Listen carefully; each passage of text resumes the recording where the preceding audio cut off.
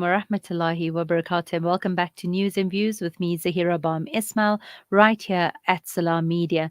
We chatted earlier to Ashraf in Gaza, and I think we heard the reality of what is being faced, the challenges being faced with regards to food shortages, the kind of food that's being given, the dietary problems that we're seeing, and just the challenges of basic water. But as we cross over and we speak to people around the world, we realize everybody's got challenges in very many ways. And many people, we spoke about being away from home. Ashraf spoke about his wife being away from him, being here in South Africa. But we know many South Africans are away from home. And when I say home, because every single person I speak to who leaves always still says South Africa is home and will always be home. I'd like to introduce you to my next guest, my dear friend, Ayesha Seedat. Assalamu alaikum, Ayesha, and welcome to the studios. Walaikum salam, Zahira. Ramadan Mubarak to you. Jazakallah for having me. Ramadan Mubarak to you as well and to your beautiful family. Ayesha, Ramadan again away from home. What does it feel like? I know we speak about this yesterday. You sent a message saying it's tough not having people close by. What are the challenges as a South African expat away from home, especially during this month? So we spoke about this, like you said, yesterday, and I think yesterday was an emotional day because it was the first day for us here, and it's our second Ramadan out of home, out of South Africa, since we moved away in 2022. So I think the first one last year was very much a blur, but this year seems like we're a bit more into it and we're a bit more settled. But going back, I think the mere fact that and I spoke about this earlier as well on my page as well. You miss the sense of belonging. There's a huge sense of belonging that you get when you're at home, and when you're away from home, that sense of belonging is not there. And I think it takes a really, really long time for you to start calling a place home. The people around us is what makes a place home. So I think it's first and foremost, that's the first thing that comes to mind. It's a sense of belonging, knowing if you do belong to a certain place or not, and that is where it starts from. So, what's funny about that is that you're living in a Muslim country, you're living in Dubai, and many people would say, oh, the ease of just being there, especially being in a Muslim country during the month of Ramadan, and yet you speak about a sense of belonging. Why would the sense of belonging be different for you?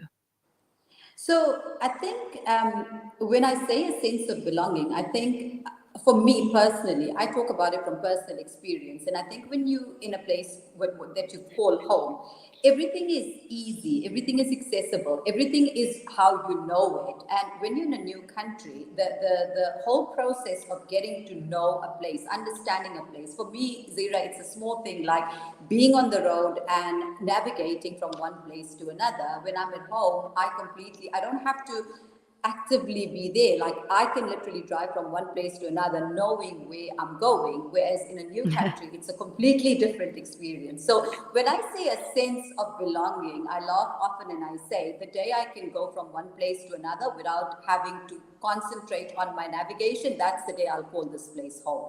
So we're kind of somewhere in between the whole process, but undoubtedly, yes, it's a Muslim country, and the ease of being able to listen to your azans, the entire atmosphere. It was the most amazing feeling because with Saturday's rain, my car got flooded with the rain, and I had no choice but to take a walk, a 5-minute walk to the grocery store that's not far from my house.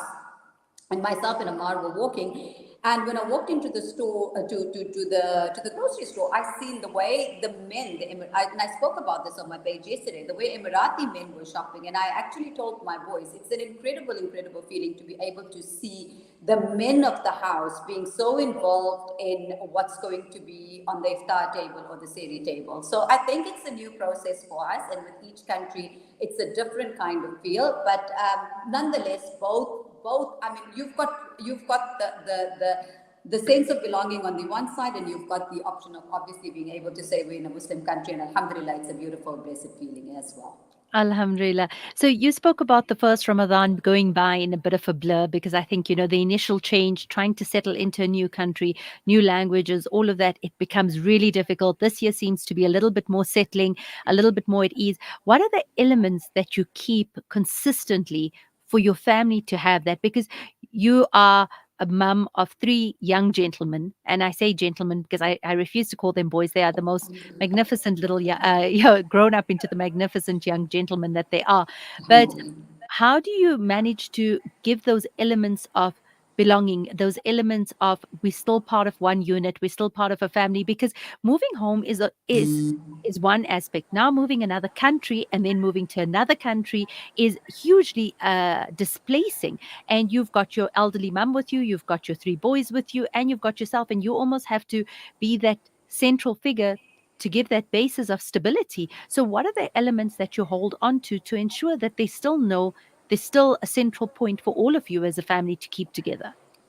I think the most, so that's a very, very good question. And it's funny that you brought this up. So I think the most, I mean, for as long as my boys have been around, for as long as I've had them, Ramadan for me, I've had this routine for my entire life, where around 11, 12 o'clock, 1 o'clock in the afternoon. And I know it's not right. I know it's not the right thing to do, because for the longest time, my mom will tell me that's not how Ramadan is supposed to be done. But my routine has always been getting into the kitchen around 12, 1 o'clock in the afternoon.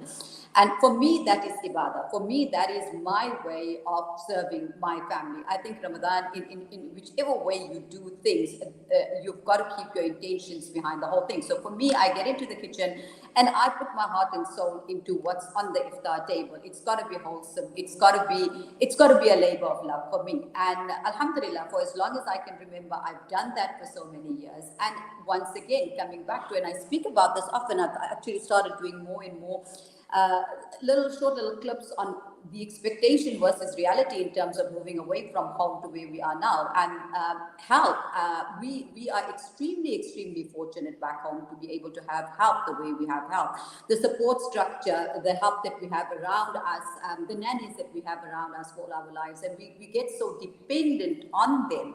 And moving to a different country, whether we have access to them or we don't have access to them, it's much more difficult, it's much more taxing, it's all of that. But you still manage to do all of those things. And for me, Ramadan has definitely been one of those things where I have managed to consistently, regardless whether it was last year, however difficult it was. Last year, alhamdulillah, we were very fortunate. We got here just 2 weeks before Ramadan started, and the entire South African community that was in the UAE. When I posted about just moving and everything, I had all these incredible women coming by. I've never met them, I've never heard of them, dropping by things, savories, all of that. They probably felt so intimidated knowing they were dropping it off on me, but that came through. This year, Alhamdulillah, I've managed to do it myself. But it is exactly that, whether there is the dastakhan on the floor, but I'm consistently trying to hold on to that one thing. And for me, that is what Ramadan is for us. And I think without a doubt, that is your love language to feed everyone around you.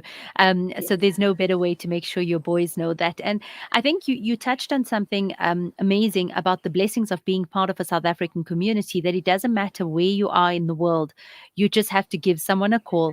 And people come together to be able to help you. You're reminding me of a story. One of my friends in Gaza moved to the States and needed help. And I thought, I'll just phone one South African person.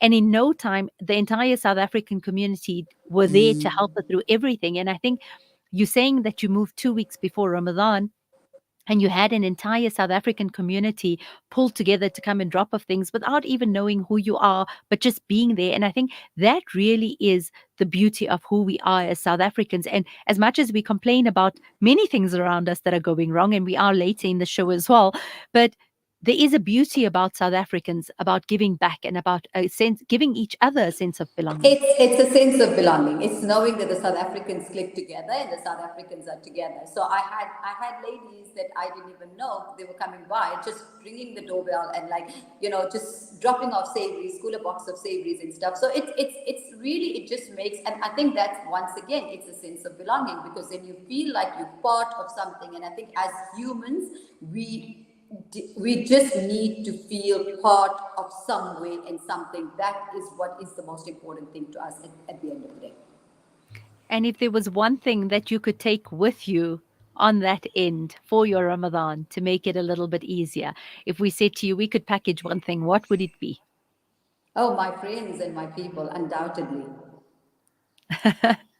That's without a doubt where you get your energy from. I've seen that. Absolutely, absolutely. Alhamdulillah for that. Alhamdulillah for that. But knowing that there is still there back home, and knowing, Zira, I always say this, and I often get asked, would you consider moving back home? And the fact of the matter is, there is no place in the world that's going to be perfect. There is no place in the world that's going to have it all. You're going to have your challenges regardless wherever you are in the world. The beauty of it is to be able to absorb it, process it, and sort of make the most of the situation that you're in. I had this conversation with a business coach yesterday as well, and my entire thing was, you don't come forward to go backwards. And yes, Mm. alhamdulillah, we all need to at some point do certain things, and we try, and if it doesn't work, we go back. There's no harm in that. But ultimately, we all need to understand that control is not in our hands. We take it as it comes. We live through the process. We learn, we grow, we experience from it, and we pass our wisdom and knowledge on to our children and to those around us. Absolutely. I think you touched on a very valid point there of saying and understanding that where you are right now is exactly where you're meant to be, and everything you need right now is with you. Everything that you need, it's enough right now.